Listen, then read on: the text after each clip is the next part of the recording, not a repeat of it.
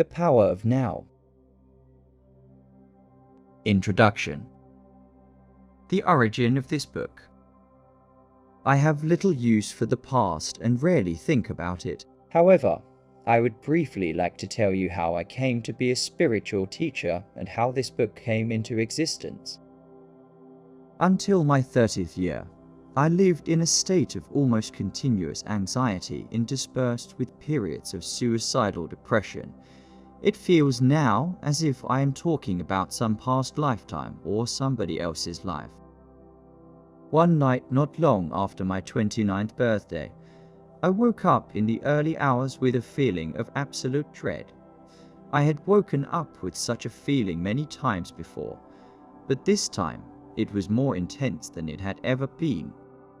The silence of the night, the vague outlines of the furniture in the dark room, the distant noise of a passing train, everything felt so alien, so hostile, and so utterly meaningless that it created in me a deep loathing of the world. The most loathsome thing of all, however, was my own existence. What was the point in continuing to live with this burden of misery? Why carry on with this continual struggle? I could feel that a deep longing for annihilation, for non-existence, was now becoming much stronger than the instinctive desire to continue to live. I cannot live with myself any longer.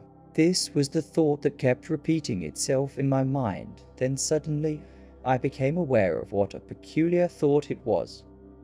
Am I one or two? If I cannot live with myself, there must be two of me.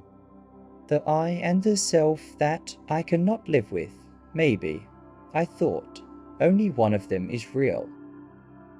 I was so stunned by this strange realization that my mind stopped. I was fully conscious, but there were no more thoughts. Then I felt drawn into what seemed like a vortex of energy. It was a slow movement at first, and then accelerated. I was gripped by an intense fear, and my body started to shake. I heard the words, "resist nothing," as if spoken inside my chest. I could feel myself being sucked into a void. It felt as if the void was inside myself rather than outside. Suddenly, there was no more fear, and I let myself fall into that void. I have no recollection of what happened after that. I was awakened by the chirping of a bird outside the window. I had never heard such a sound before, but my eyes were still closed, and I saw the image of a precious diamond. Yes, if a diamond could make a sound, this is what it would be like. I opened my eyes. The first light of dawn was filtering through the curtains without any thought. I knew that there is infinitely more to light than we realize. That soft luminosity filtering through the curtains was love itself. Tears came into my eyes. I got up and walked around the room. I recognized the room, and yet I knew that I had never truly seen it before. Everything was fresh and pristine, as if it had just come into existence. I picked up things, a pencil, an empty bottle, marveling at the beauty and aliveness of it all. That day, I walked around the city in utter amazement at the miracle of life on Earth, as if I had just been born into this world. For the next 5 months, I lived in a state of uninterrupted deep peace and bliss. After that, it diminished somewhat in intensity, or perhaps it just seemed to because it became my natural state. I could still function in the world, although I realized that nothing I ever did could possibly add anything to what I already had. I knew, of course, that something profoundly significant had happened to me, but I didn't understand it at all. It wasn't until several years later, after I had read spiritual texts and spent time with spiritual teachers, that I realized that what everybody was looking for had already happened to me. I understood that the intense pressure of suffering that night must have forced my consciousness to withdraw from its identification with the unhappy and deeply fearful self, which is ultimately a fiction of the mind. This withdrawal must have been so complete that this force-suffering self immediately collapsed, just as if a plug had been pulled out of an inflatable toy. What was left then was my true nature as the ever-present I am, consciousness in its pure state prior to identification with form. Later, I also learned to go into that inner timeless and deathless realm that I had originally perceived as a void and remain fully conscious. I dwelt in states of such indescribable bliss and sacredness that even the original experience I just described pales in comparison. A time came when, for a while, I was left with nothing on the physical plane. I had no relationships, no job, no home, no socially defined identity. I spent almost 2 years sitting on park benches in a state of the most intense joy. But even the most beautiful experiences come and go. More fundamental, perhaps, than any experience is the undercurrent of peace that has never left me since then.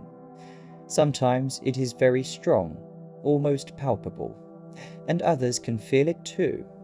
At other times, it is somewhere in the background, like a distant melody. Later, people would occasionally come up to me and say, "I want what you have, can you give it to me, or show me how to get it?" And I would say, "You have it already, you just can't feel it because your mind is making too much noise." That answer later grew into the book that you are holding in your hands. Before I knew it, I had an external identity again.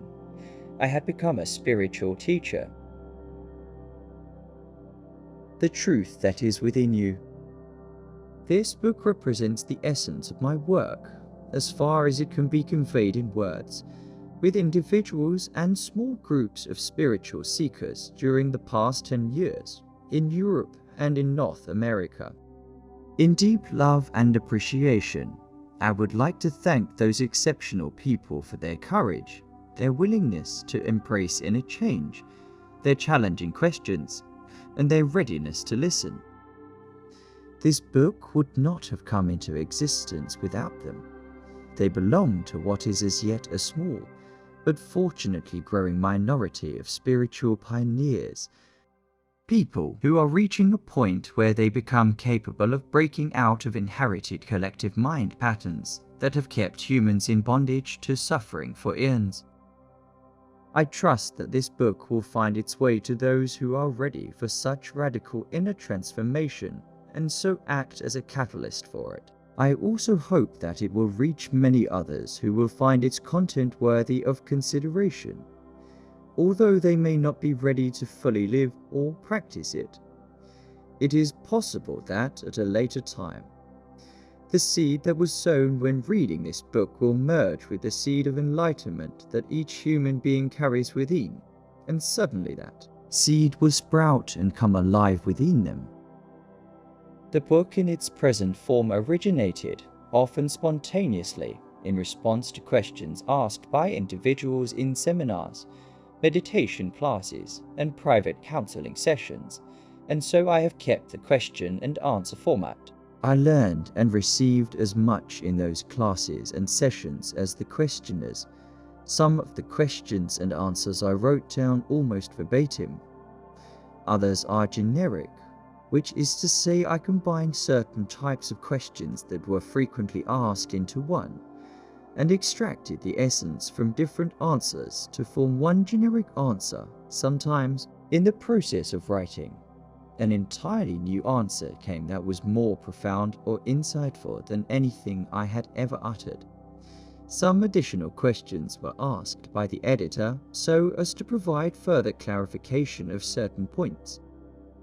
You will find that from the first to the last page, the dialogues continuously alternate between two different levels. On one level, I draw your attention to what is false in you. I speak of the nature of human unconsciousness and dysfunction, as well as its most common behavioral manifestations, from conflict in relationships to warfare between tribes or nations. Such knowledge is vital, for unless you learn to recognize the false as not you, there can be no lasting transformation, and you would always end up being drawn back into illusion and into some form of pain. On this level, I also show you how not to make that which is force in you into a self and into a personal problem, for that is how the force perpetuates itself. On another level, I speak of a profound transformation of human consciousness not as a distant future possibility, but available now no matter who or where you are. You are shown how to free yourself from enslavement to the mind, enter into this enlightened state of consciousness and sustain it in everyday life. On this level of the book, the words are not always concerned with information, but often designed to draw you into this new consciousness as you read again and again. I endeavor to take you with me into that timeless state of intense conscious presence in the now, so as to give you a taste of enlightenment, until you are able to experience what I speak of. You may find those passages somewhat repetitive. As soon as you do, however, I believe you will realize that they contain a great deal of spiritual power, and they may become for you the most rewarding parts of the book. Moreover, since every person carries the seed of enlightenment within, I often address myself to the knower in you who dwells behind the thinker, the deeper self that immediately recognizes spiritual truth, resonates with it, and gains strength from it. The pause symbol after certain passages is a suggestion that you may want to stop reading for a moment. Become still and feel and experience the truth of what has just been said. There may be other places in the text where you will do this naturally and spontaneously. As you begin reading the book, the meaning of certain words, such as being or presence, may not be entirely clear to you at first. Just read on. Questions or objections may occasionally come into your mind as you read. They will probably be answered later in the book, or they may turn out to be irrelevant as you go more deeply into the teaching and into yourself. Don't read with the mind only. Watch out for any feeling response as you read and a sense of recognition from deep within. I cannot tell you any spiritual truth that deep within you don't know already. All I can do is remind you of what you have forgotten. Living knowledge, ancient and yet ever new, is then activated and released from within every cell of your body. The mind always wants to categorize and compare, but this book will work better for you if you do not attempt to compare its terminology with that of other teachings. Otherwise, you will probably become confused. I use words such as mind, happiness, and consciousness in ways that do not necessarily correlate with other teachings. Don't get attached to any words. They are only stepping stones, to be left behind as quickly as possible. When I occasionally quote the words of Jesus or the Buddha, from A Course in Miracles or from other teachings, I do so not in order to compare, but to draw your attention to the fact that in essence, there is and always has been only one spiritual teaching, although it comes in many forms. Some of these forms, such as the ancient religions, have become so overlaid with extraneous matter that their spiritual essence has become almost completely obscured by it. To a large extent, therefore, their deeper meaning is no longer recognized, and their transformative power lost. When I quote from the ancient religions or other teachings, it is to reveal their deeper meaning and thereby restore their transformative power, particularly for those readers who are followers of these religions or teachings. I say to them, there is no need to go elsewhere for the truth. Let me show you how to go more deeply into what you already have. Mostly, however, I have endeavored to use terminology that is as neutral as possible in order to reach a wide range of people. This book can be seen as a restatement for our time of that one timeless spiritual teaching. The essence of all religions, it is not derived from external sources, but from the one true source within. so it contains no theory or speculation. I speak from inner experience, and if at times I speak forcefully, it is to cut through heavy layers of mental resistance and to reach the place within you where you already know, just as I know, and where the truth is recognized when it is heard. There is then a feeling of exaltation and heightened aliveness, as something within you says, "Yes, I know this is true."